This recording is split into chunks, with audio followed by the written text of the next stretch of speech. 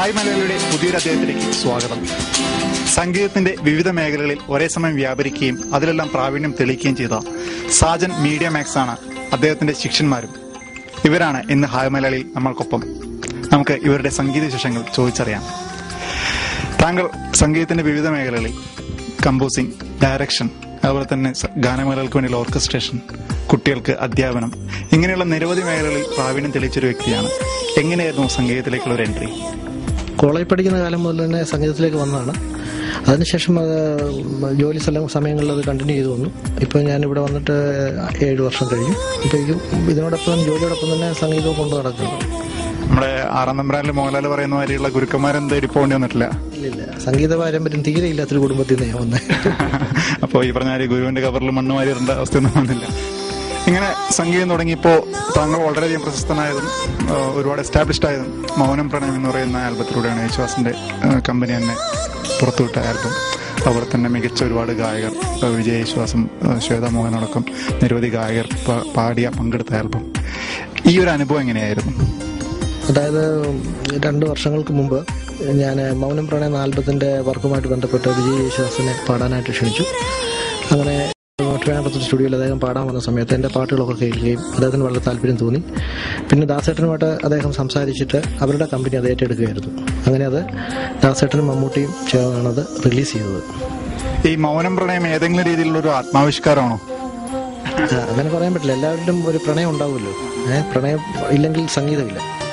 അപ്പോൾ സംഗീതത്തിന്റെ ബേസ് തന്നെ പ്രണയമാണല്ലോ. അത് പ്രണയത്തിന്റെ വിവിധ ഭാഗങ്ങൾ നമ്മൾ അതിനകത്ത് കമ്പോസ് ചെയ്തിട്ടുണ്ട്.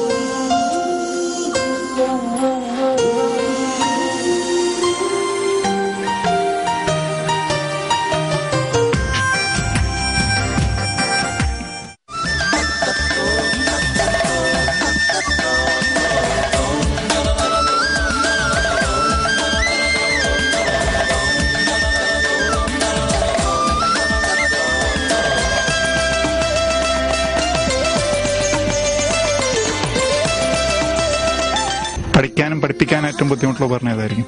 വയലിനാണ്. ശിഷ്യന്മാരും വയലിന് കുറവാണ്. പഠിക്കാൻ അതുപോലെ പേഷ്യൻസ് ഉള്ള ആൾക്കാർ മാത്രമേ വയലിൻ പഠിക്കാറുള്ളൂ. പലരും തുടക്കത്തിൽ തന്നെ കുറച്ച് നാൾ കഴിഞ്ഞിട്ട് നിർത്തിപ്പോവുകയാണ് സാധാരണ പതിവ്. ഈ ശിഷ്യന്മാരെ പഠിപ്പിക്കാനിടയിൽ രസകരമായിട്ട് അനുഭവം ഉണ്ടായിട്ടുണ്ടോ? ചിലരൊക്കെ വന്നിട്ട് ആദ്യം ചോദിക്കും എത്ര നാളുകൊണ്ട് പഠിക്കാം, 2 ആഴ്ച കൊണ്ട് പഠിക്കാൻ പറ്റുമെന്നൊക്കെ ചോദിച്ച് ധാരാളം പേര് വരും. ഇവിടുത്തെ കുവൈറ്റിലെ അല്ലെങ്കിൽ ഗൾഫ് കൺട്രീസിലെ ടീച്ചിങ് എന്ന് പറഞ്ഞാൽ ആൾക്കാർക്കെല്ലാം ക്യാപ്സൂൾ പരുവത്തിലാണ് വേണ്ടത്. അപരവത്തിന് കൊടുക്കാൻ പറ്റാറില്ല. നമ്മൾ അങ്ങനെയുള്ള ഒരു രീതിയിലേക്ക് പോകാറില്ല. നമ്മൾ ആദ്യം അതിന്റെ ബുദ്ധിമുട്ട് പ്രയാസം പറയും. പേഷ്യൻസ് വേണം, കഠിനാധ്വാനം വേണം. അത് ഇല്ലാതെങ്കിൽ പഠിക്കാൻ പറ്റത്തില്ല. അപ്പം അങ്ങനെ ഇത് രണ്ടുമുള്ള കുട്ടികൾ വന്നിട്ടുണ്ടെങ്കിൽ മാത്രമേ നമ്മൾ ഇവിടെ ജോയിൻ ചെയ്യാറുള്ളൂ. എത്ര വർഷമായി സംഗീതം പഠിക്കാൻ തുടങ്ങി? 4 years. ഏറ്റവും പഠിക്കാൻ കടുപ്പമുള്ള ഇൻസ്ട്രുമെന്റ് ആണ് വയലിൻ എന്നാണ് പറഞ്ഞത്. അത് തന്നെയാണ് തിരഞ്ഞെടുത്തത്. എന്താണ് അതിനൊരു കാരണം?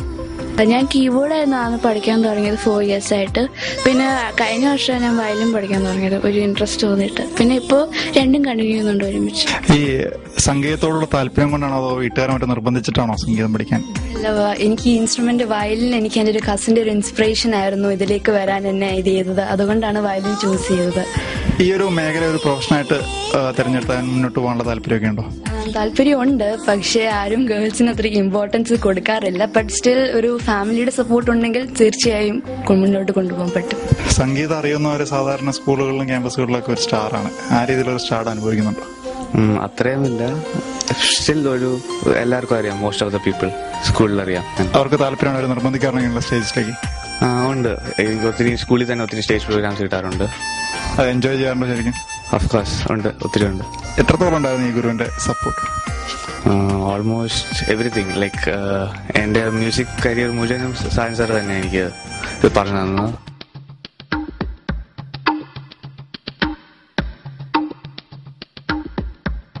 മൗനം പ്രണയം എന്ന താങ്കളുടെ ഈ ആൽബം എത്ര കാലത്തെ തയ്യാറെടുപ്പുകൾക്ക് ശേഷമാണ് ഒരുക്കിയത്? 1 വർഷത്തെ തയ്യാറെടുപ്പിന് ശേഷമാണ് ഇത് ആൽബം പുറത്തിറങ്ങിയത്. ഇതിലെ എല്ലാ പാട്ടുകളും വളരെ വ്യത്യസ്തങ്ങളാണ്. ഒരു പാട്ടിൻ്റെ ട്യൂണ് പോലെ വേറൊന്നും വരാതിരിക്കാൻ വേണ്ടിയിട്ട് ഒരു പാട്ട് നമ്മൾ മ്യൂസിക് ചെയ്തതിന് ശേഷം കുറച്ച് കാലത്തിൻ്റെ ഗ്യാപ്പ് ഇട്ടിട്ടാണ് മ്യൂസിക്കെല്ലാം ചെയ്തിരിക്കുന്നത്.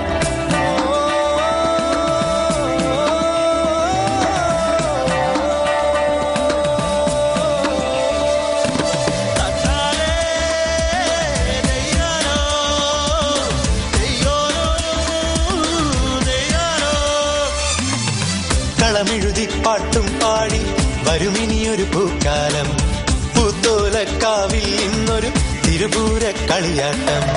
കളമെഴുതി പാട്ടും പാടി വരുമിനിയൊരു പൂക്കാലം, പൂത്തോലക്കാവിൽ ഇന്നൊരു തിരുപൂര കളിയാട്ടം. നിറനാഴിയൊരുക്കി കാഴ്ച വണങ്ങി വരുന്നൊരു നേരം, നിറനാഴിയൊരുക്കി കാഴ്ച വണങ്ങി വരുന്നൊരു നേരം. നിൻ കണ്ണിൽ പ്രണയത്തിൻ തുടിതാളങ്ങൾ, നിൻ കണ്ണിൽ പ്രണയത്തിൻ തുടിതാളങ്ങൾ. കളമെഴുതി പാട്ടും പാടി വരുമിനിയൊരു പൂക്കാലം, പൂത്തോലക്കാവിൽ നിന്നൊരു തിരുപൂര കളിയാട്ടം.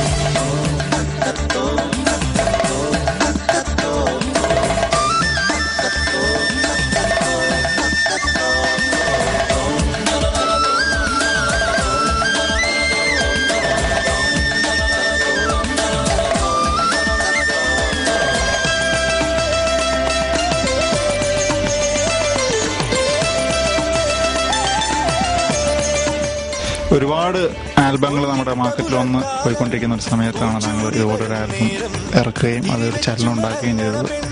അതിലേക്ക് എന്തൊക്കെ ഘടകങ്ങളാണ് അതിന് സഹായകരമായെന്നാണ് താങ്കൾ കരുതുന്നത്?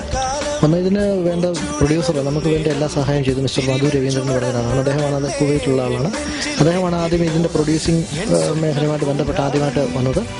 അതിന് അദ്ദേഹം നമുക്ക് എല്ലാവിധ സ്വാതന്ത്ര്യം തന്നിരുന്നു. അതിനുശേഷം പാട്ടുകൾ ഏറ്റവും നന്നായിരിക്കണമെന്ന് മാത്രമേ അദ്ദേഹം പറഞ്ഞിട്ടുള്ളൂ. ബാക്കി എല്ലാതുള്ള ഒരു കാര്യങ്ങളും ഇടപെട്ടിട്ടുണ്ടായിരുന്നില്ല. അതിനുശേഷമാണ് ഇത് ദാസേട്ടൻ്റെ കയ്യിലേക്ക് എത്തുന്നത്. പിന്നെ ഇത് അവരുടെ പ്രൊഡക്ഷനിലാണിത് പുറത്ത് വളർച്ചയായിരുന്നു. താങ്കളുടെ പുതിയ പ്രൊജക്റ്റുകൾ ഏതൊക്കെയാണ്? പുതിയ പ്രോജക്റ്റുകൾ ഇപ്പോൾ റീസെൻ്റ്ലി ഒരു ഫിലിം ചെയ്തുകൊണ്ടിരിക്കുകയാണ്. ഫിലിമിന് വേണ്ടിയുള്ള വർക്ക് നടന്നുകൊണ്ടിരിക്കുന്നു. പേരിട്ടിട്ടില്ല ഇതുവരെ. അതിൻ്റെ പണിപ്പുരയിലാണ് ഇപ്പോൾ ഞാൻ. അപ്പോൾ ഇനിയും ഇതുപോലെയുള്ള കൂടുതൽ പ്രൊജക്റ്റുകൾ ഇനിയും വരുമെന്ന് നമുക്ക് ഉറപ്പിക്കാം. അവിടെ തന്നെ കൂടുതൽ ശോഭിക്കാനും സാധിക്കട്ടെ എന്ന് ആശംസിക്കുന്നു. Okay, thank you very much.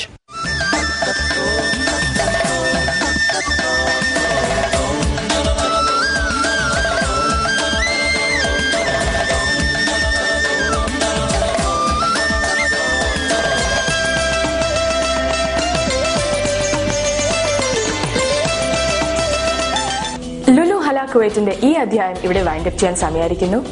നിങ്ങളുടെ അഭിപ്രായങ്ങളും നിർദ്ദേശങ്ങളും ഞങ്ങളെ അറിയിക്കേണ്ട ID info@sionmedia.net. കൂടുതൽ വിശേഷങ്ങളുമായി അടുത്ത ആഴ്ച നമുക്ക് വീണ്ടും കണ്ടുമുട്ടാം. Till then, it's me Sheetal signing off. Bye-bye.